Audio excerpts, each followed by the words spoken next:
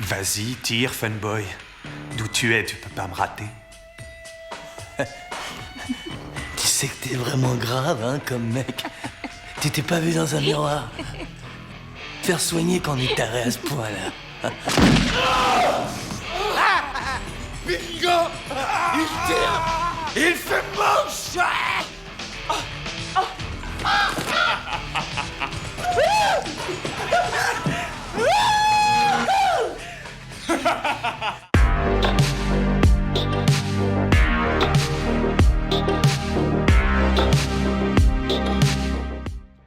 Réalisé par Alex Proyas, The Crow est devenu un film culte qu'il est difficile de critiquer en mal. Profond dans son émotion, en opposition à un script très linéaire sur fond de vengeance post-mortem, The Crow aura marqué les spectateurs avec son univers sombre et proche du chaos, alternant entre la noirceur des personnages et des brasiers criminels qui illuminent une ville qui n'a pas de nom. Porté par une bande originale où se croisent Nine Inch Nails, The Cure ou encore Rage Against the Machine, le film va rentrer dans l'histoire. La mort de Brandon Lee sur le tournage achèvera de faire de The Crow un projet unique, car c'est dans le deuil que le film se terminera, usant d'artifice afin de remplacer, à l'écran, ce qui ne peut être remplacé. La magie du cinéma, diront certains, la force des choses pour un réalisateur marqué à vie qui ne livrera par la suite qu'un seul autre grand film, l'incroyable Dark City. Dans ses images, dans sa musique, dans ses personnages tirés de la bande dessinée de James O'Barr, The Crow nous emporte et son statut de film culte est une évidence pour tous. Alors, peut-on faire mieux? Est-ce seulement possible? Pour les Weinstein et Edward Pressman, détenteurs des droits, la réponse est oui, puisqu'ils lancent la production d'un deuxième épisode dès 1997.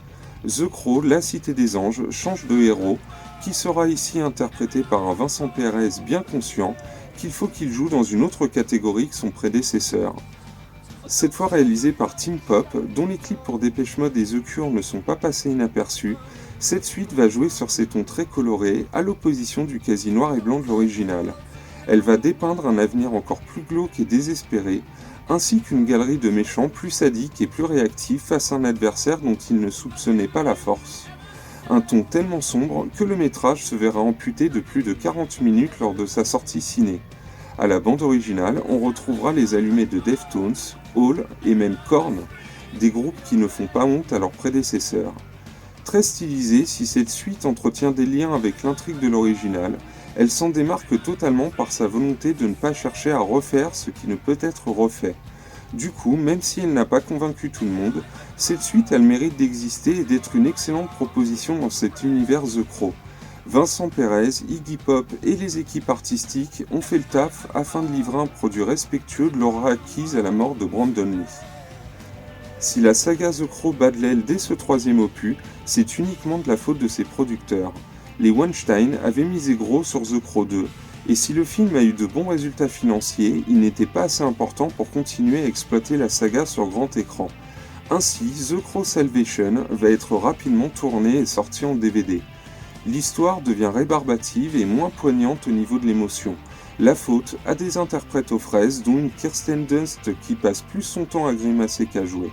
Les méchants ne sont pas à la hauteur, tout comme notre héros, très fade, et la réalisation s'avère très quelconque quand elle ne se perd pas en effets gratuits à coups de shaky cam et zoom agressif.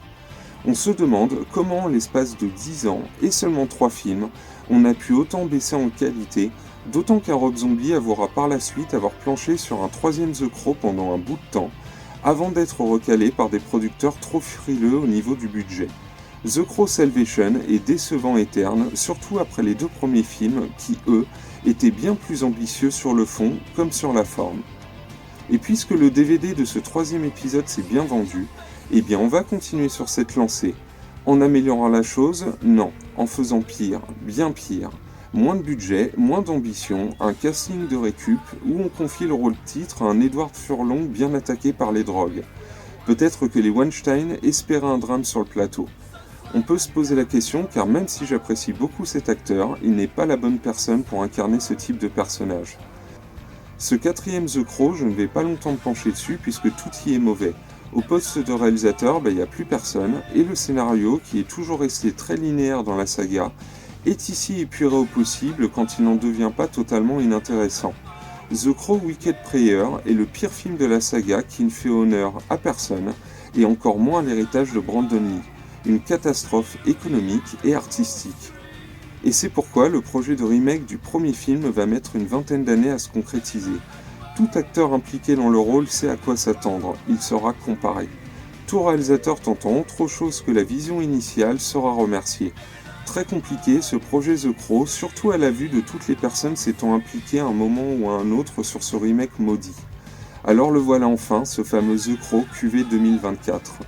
Et si on ne sait pas encore à quoi s'attendre, le film a au moins le mérite de s'être fait, et de peut-être toucher une nouvelle génération totalement ignorante du culte autour de films avec Brandon Lee. De toute façon, quelle que soit sa qualité, ce remake ne pourra pas être pire que les épisodes 3 et 4. Il était urgent de rétablir cette injustice, et peut-être que ce nouveau film sera à la hauteur de nos attentes. Réponse le 21 août au cinéma.